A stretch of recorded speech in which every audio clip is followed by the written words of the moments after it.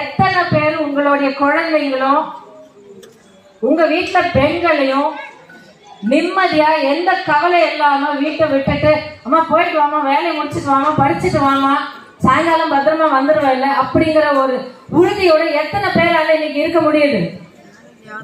யாராலும் இருக்க முடியல.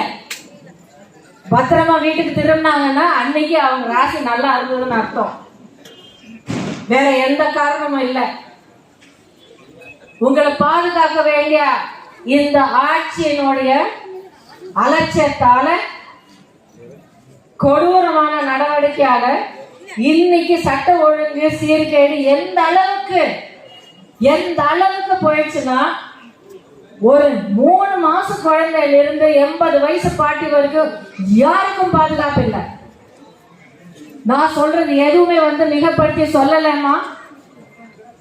தகவல்கள் நியூஸ் எல்லாருக்குமே சமமா கிடைக்குது.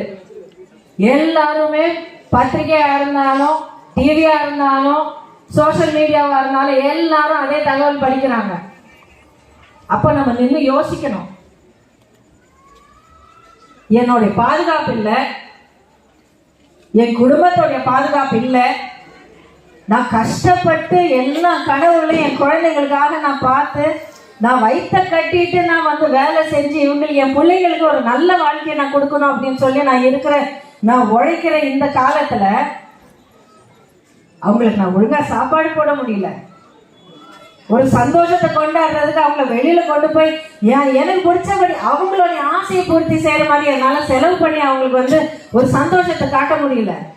ஒரு விசேஷம்னா ஒரு 10 பேர் எதுக்கு ஊரெல்லாம் கூட்டி நான் விசேஷத்தை நான் கொண்டாடணும்னு நினைச்சா அது என்னால முடியல. ஏன்னா செலவு அவ்வளவு ஏறி போச்சு. பாதுகாப்பு இல்லை. இந்த பாதுகாப்பு இல்லாம இருக்கிறது ஒரு பெரிய காரணம் என்ன தெரியுமாமா? ஐயா, நான் எல்லாரையும் கேட்கிறேன், இங்க இருக்கிற இளைஞர்களோடு சேர்த்து நான் கேட்கிறேன்.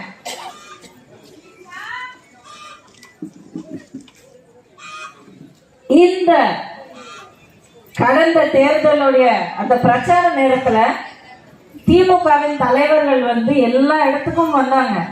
கண்டிப்பா இங்கேயும் வந்திருக்காங்க. தமிழ்நாடு முழுசா சொன்ன அத்தனை வாக்குறுதிகள் உங்க முன்னாடி கூட வச்சாங்க. 525 வாக்குறுதிகள்.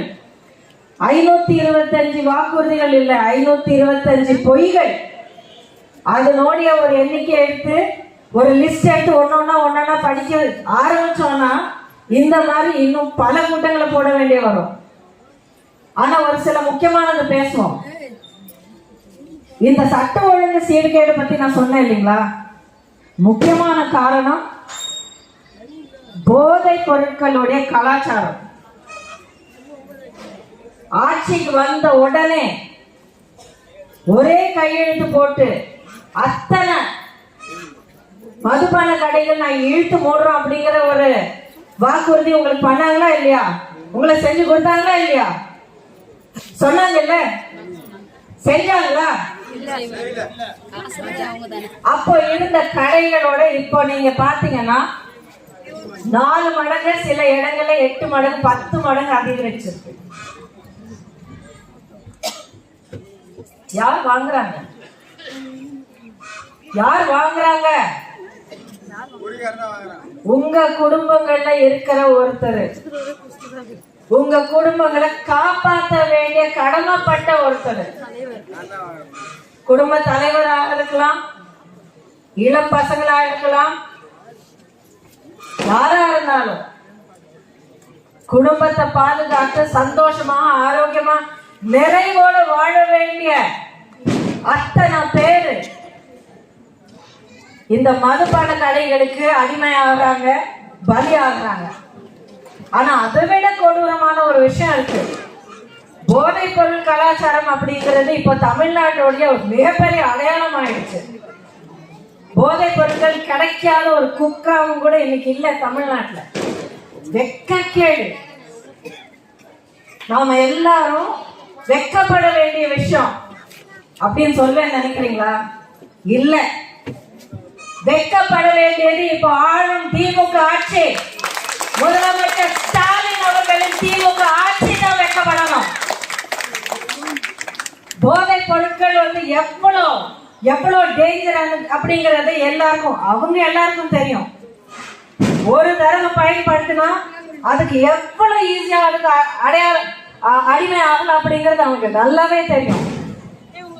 அப்படி இருந்தும் ஒவ்வொரு தெருமுனையிலும் கிடைக்கிற அளவுக்கு அவ்வளவு ஈஸியா இன்னைக்கு அந்த போதை பொருட்களுடைய விற்பனை இன்னைக்கு ஆயிட்டு இருக்குன்னா, அரசாங்கத்தை ஆட்சியில இருக்கிறவங்களுடைய ஒரு சப்போர்ட் இல்லாம நடக்கும் நினைக்கிறீங்களா?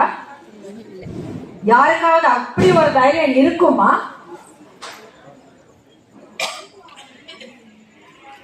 அப்ப யோசிச்சு பாருங்க. உங்களை பாதுகாக்க வேண்டிய அரசாங்கம், உங்களை பாதுகாக்க வேண்டிய இந்த திமுக ஆட்சி, உங்களோட நிம்மதி, உங்களுடைய பாதுகாப்பு, உங்களுடைய எதிர்காலம் மட்டும் இல்ல, உங்க குடும்பத்துல இருக்கிற உயிரே உறிஞ்சி இன்னைக்கு சம்பாதிச்சிட்டு இருக்கு. அம்மா, ஐயா, உங்க எல்லாரும் முன்னாடி நான் இன்னைக்கு கையை எடுத்து கும்பிட்டு உங்ககிட்ட நான் கேட்டுக்கிறேன். உங்களை தேடி நான் வந்திருக்கேன். தேர்தல் நடக்க இன்னும் சில மாதங்கள் தான் இருக்கு. திமுக கட்சிக்காரங்களும் அவங்களுடைய கூட்டணி கட்சிக்காரங்களும் நிறைய பேர் வந்து உங்களை சந்திக்க போறாங்க. ஏதோ பெரிய சாதனை செஞ்சுட்டு தான் அவங்க வந்து என்னமோ கேள்வி போட்டு மக்களை வந்து ரொம்ப நல்ல விஷயங்கள் என்னமோ பண்ணிட்டு அவங்களுடைய ஆட்சியில தமிழ்நாட்டோடைய தரம் எங்கேயோ உயர்ந்து போன மாதிரி நிறைய வந்து கற்பனை கதையை உங்ககிட்ட சொல்ல போறாங்க. நான் வந்து சினிமால வளர்ந்து வந்தவன். யாராவது மேடையில நின்று டயலாக் பேசுறாங்கன்னா உடனே கண்டுபிடிச்சிட முடியும். ஏன் கூட வளர்ந்து வந்தவங்க நீங்க எல்லாரும். இங்க 3-4 தலைமுறைகள் இருப்பீங்களா? ஏன் கூட வந்தவங்க என்னுடைய முதல் படத்துல இருந்து இன்னி வரைக்கும். அப்போ என்னால அந்த டயலாக் பேசுறவங்களை கண்டுபிடிக்க முடிஞ்சா உங்களால கண்டிப்பா கண்டுபிடிக்க முடியும் இல்லையா? அதனால இந்த மாதிரி டயலாகும், இந்த மாதிரி பொய்யான டயலாகும், இந்த மாதிரி கற்பனை கதைகளும் உங்க முன்னால அவங்க வந்து சொல்ல முயற்சி பண்ணா காது கொடுக்காதீங்க. ஆனா ஒரு விஷயத்துக்கு மட்டும் நீங்க கையை நீட்டி வாங்கிக்கலாம். என்ன? ஆட்சிக்கு வந்த பிறகு அத்தனை பெண்களுக்கும் நாங்க உரிமை தொகை கொடுப்போம், 1000 ரூபாய் உரிமை தொகை மாசம் மாசம் வந்து சேர்ந்துரும் சொன்னாங்களா இல்லையா? சொன்னாங்களா இல்லையாமா? ஆமா, இப்போ கேக்குது அங்க இருந்து. எத்தனை பேருக்கு வந்தது? ஏன் வரல?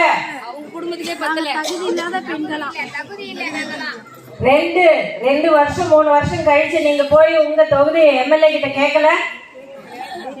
ஐயா, எங்களுடைய உரிமை தொகை எங்க? நீங்க ஆட்சிக்கு வந்ததும் நாங்க உங்களுக்கு ஓட்டு போட்டு உங்களை தேர்ந்தெடுத்து நீங்க ஆட்சிக்கு வந்ததும் எங்க எல்லாருக்கும் உரிமை தொகை வரும் நீங்க சொன்னீங்க இல்லைங்களா? எங்களுக்கு வரலையா ஐயா? நீங்க கேட்டது என்ன சொன்னாரு? என்ன சொன்னாரு? நீங்க ஓட்டு போட்டு எங்களை தேர்ந்தெடுத்த பிறகு நாங்க உங்களுக்கு அந்த பணம் கொடுக்கறது நாங்க முட்டாளுங்களா தெரியலீங்க அப்படின்னு கேட்டாரா இல்லையா? கேட்டாரா இல்லையா? கேட்டார் தானே? அப்போ ஆனா மறுபடியும் வந்து நிப்பாங்க. எந்த விதமான ஒரு சூடு சொரண வெக்கங்க இல்லாம வந்து நிப்பாங்க. அதே சத்தியங்கள் வந்து உங்க முன்னாடி பண்ணுவாங்க. ஏன்னா அதுக்கான பேச்சு இப்போ கேட்டுட்டு இருக்கு. தாலிக்கு தங்கம், அம்மா உணவகம், அம்மா கிளினிக்கு, அம்மா தண்ணீர், அதே மாதிரி இந்த உரிமை தொகை, இது எல்லாமே வந்து அடுத்த தடவை இன்னொரு வாய்ப்பு கொடுங்க, இந்த தடவை நாங்க கண்டிப்பா பண்ணிடுவோங்கிறாங்க. என்னையா அது? இவ்வளோ கேவலமா நம்மளை எடுத்துக்க முடியுமா? உங்களை வந்து இவ்வளோ கேவலமா அவங்க வந்து எடுத்துக்க நீங்க விடுவீங்களா? விடணுமா? தமிழனுடைய அந்த பெருமை எங்க போச்சு? நீங்க நிக்கணும். உங்களுடைய உரிமைக்காக நீங்க போராடணும். உங்க கையில இருக்கிற மிகப்பெரிய ஆயுதம் உங்களுடைய வாக்கு.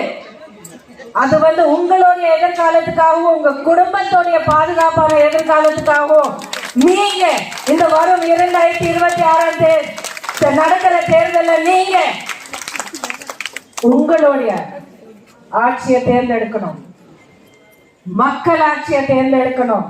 நியாயமான ஆட்சியை தேர்ந்தெடுக்கணும், நேர்மையான ஆட்சியை தேர்ந்தெடுக்கணும், புரட்சி தலைவரின் ஆட்சியை தேர்ந்தெடுக்கணும், புரட்சி தலைவி அம்மாவின் ஆட்சியை தேர்ந்தெடுக்கணும், புரட்சி தமிழர் அண்ணன் எடப்பாடியாரின் ஆட்சியை தேர்ந்தெடுக்கணும். அப்போதான் உங்களை நீங்க காப்பாற்றிக்க முடியும். உங்களை காப்பாற்றுறதுக்கும் உயர்த்தி நிக்க வைக்கிறதுக்கும் ஒரு உண்மையான மக்கள் சேவகனான உண்மையான தமிழனான அண்ணன் எடப்பாடியாருக்கு உங்களை பாதுகாக்க வாய்ப்பு நீங்க கொடுக்கணும்.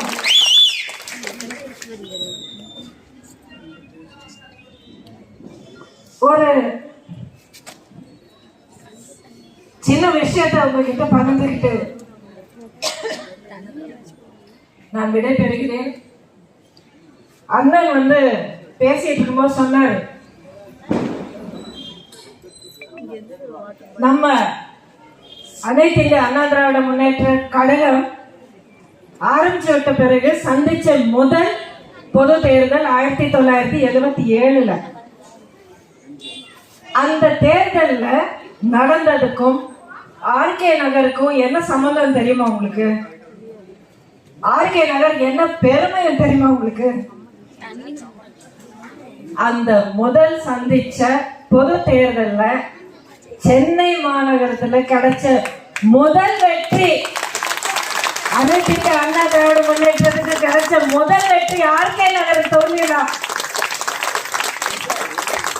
அதனாலதான் இது மனசுல வச்சுக்கிட்டு வரும் 2026 நடக்க போற தேர்தல்ல மறுபடியும் தமிழ்நாட்டை பாதுகாக்கக்கூடிய நியாயமான அண்ணன் எடப்பாடியாரின் அதிமுக ஆட்சி, அந்த தேர்தல், அந்த எண்ணிக்கை, அந்த வெற்றி உங்களுடைய இந்த ஆர்கே நகர்ல ஆரம்பிக்கணும் அப்படிங்கிறது உங்ககிட்ட என்னுடைய அன்பான வேண்டுகோளை வைத்து இந்த அருமையான நிகழ்ச்சியில உங்க எல்லாரையும் சந்திச்சு என்னுடைய மனசு வைக்கீங்க. ரொம்ப ரொம்ப நன்றி. வணக்கம்.